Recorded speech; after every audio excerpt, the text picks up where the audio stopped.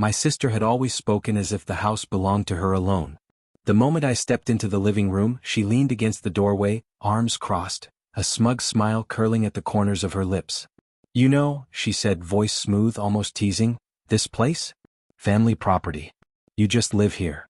I didn't reply. I didn't need to. Words were cheap. Deeds and locks told the truth. Weeks before, I had watched her move with a confidence that made everyone around her second-guess themselves. The way she walked through the rooms, touching furniture, pretending to rearrange what was mine to begin with, it was subtle, almost invisible, but I noticed. Every glance, every whisper to her friends, every comment about what should happen in the house, it all built a pattern, a map. I didn't confront her. Not yet. Patience was sharper than any argument. I spent evenings going over papers, receipts, old photographs, any proof of ownership.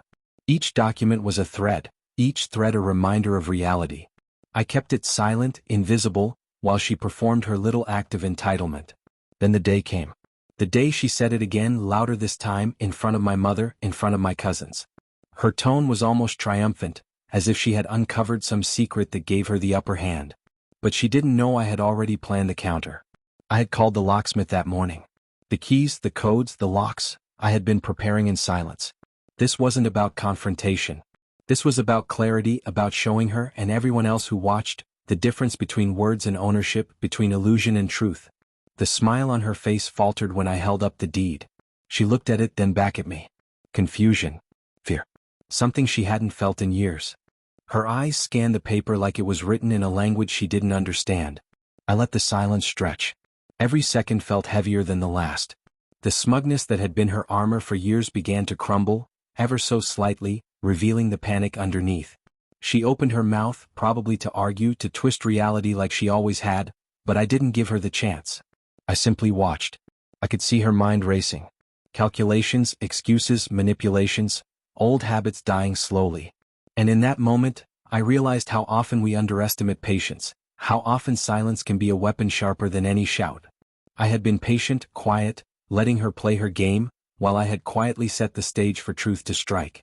The locksmith arrived, carrying a toolbox that looked ordinary but held more authority than any of her words. He moved efficiently, unlocking what had been secured in my name all along, changing combinations, confirming access. Every turn of the key, every lock disengaged, was like a reminder of reality asserting itself. She could no longer claim, gesture, or insist that this house was hers to control. Her mother, standing just behind her, finally understood what was happening. I didn't need to explain. The shift in atmosphere said it all. The balance had changed. The quiet power of preparation, the inevitability of truth, had left her vulnerable, exposed. I handed her the final key, not in triumph but as an acknowledgement. This wasn't about revenge, it was about respect. About clarity. About showing that claiming something with words without backing it with action, responsibility, or reality meant nothing. Her hands trembled slightly when she took it.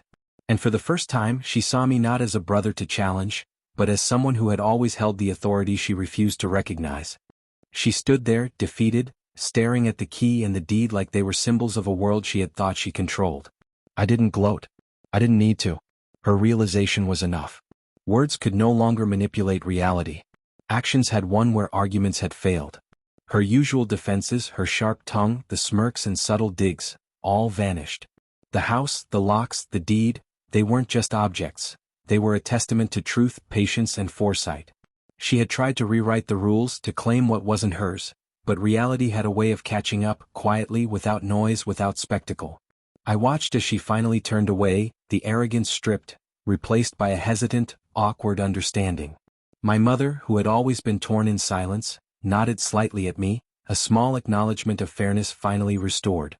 The house was mine, yes, but more than that, the balance of respect, honesty, and truth had been reclaimed.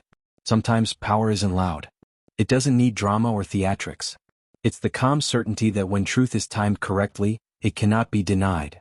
And as I locked the final door behind me that evening, I knew one thing. Some lessons, when taught quietly and decisively, are never forgotten.